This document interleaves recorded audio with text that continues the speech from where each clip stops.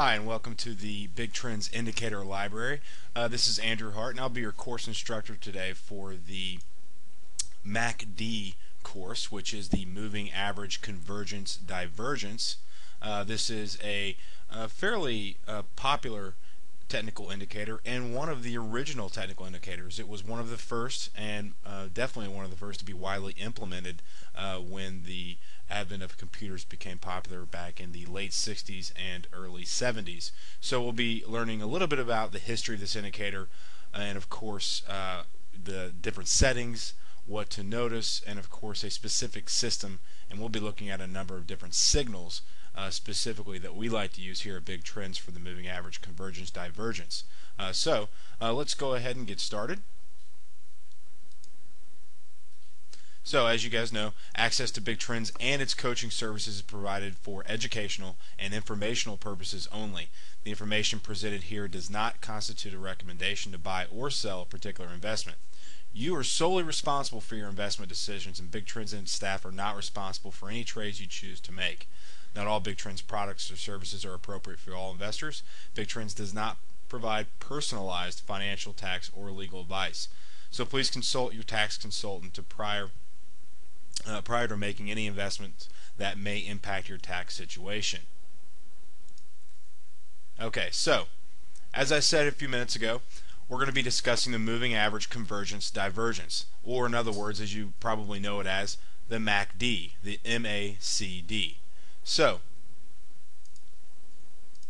of course, the MACD is what? Well, it was first off created by a gentleman named Jared Appel, who was one of the forefathers of pretty much technical innovation within stock trading and pretty much commodity trading, which is what it really began in back in the hundreds of years ago, really, when people were trading rice futures back in Japan.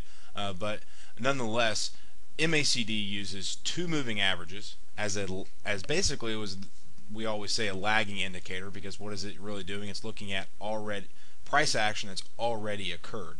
So that's interesting and important to note for those of you out there. But the longer moving average is subtracted from the shorter moving average, resulting in an oscillator around zero, right? So you're always going to have a positive or a negative. If the longer moving average is above or below the shorter moving average, you're going to have a positive or a minus. Divergence, right? And as they come back closer and cross, you're going to have a convergence. So that's where it comes to moving average, convergence, divergence.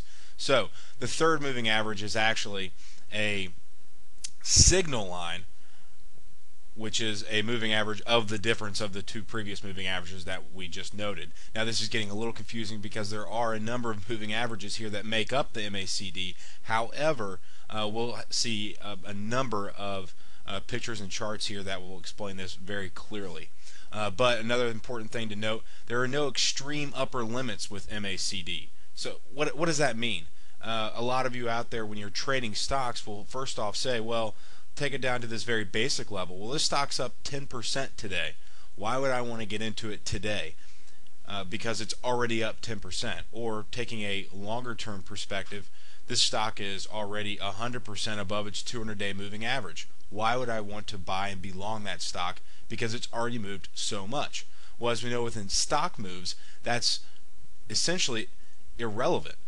In fact, one of the strongest longer-term signals and systems that we have here at Big Trends is the 200-day moving average for monster stocks, which essentially says any stock that can reach 100% above its 200-day moving average is primed for longer-term gains. So within MACD, what we're really speaking to is the fact that there are no extreme limits. So let's say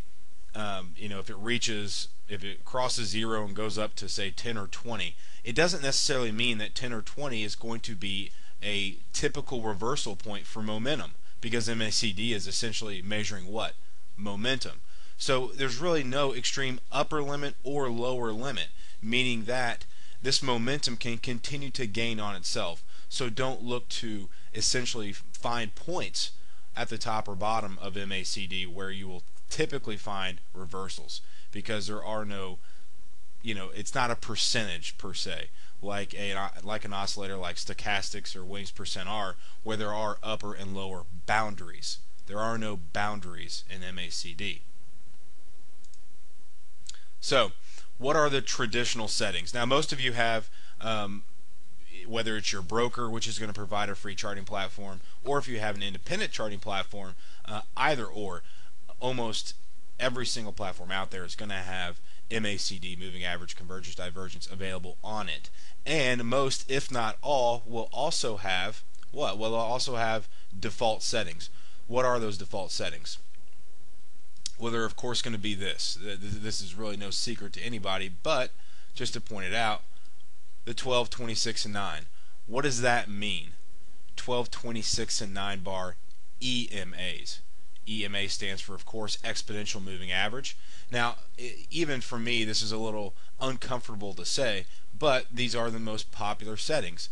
And over the last, like I said, this was created years ago, upwards 35 years ago or so, and in that period of time there's been a significant amount of testing, retesting, and back testing on the settings of MACD, and this above and beyond has been the optimum settings that have routinely come out. But because that is the case, we have seen MACD go through phases of basically not having the best trade results. So what we'll be teaching you here today is not only what some of these settings are, but a little bit of different ways to trade MACD so that you can still have that edge while using such a great indicator. So the 12, 26, 9. Well, you've got 12 and 26, which are the 12 bar exponential moving average of the price action of, let's say, GE stock price, and then you have the 26 bar exponential moving average of the GE stock price, for example. So you have those two. Well, those two are going to be constantly converging and diverging.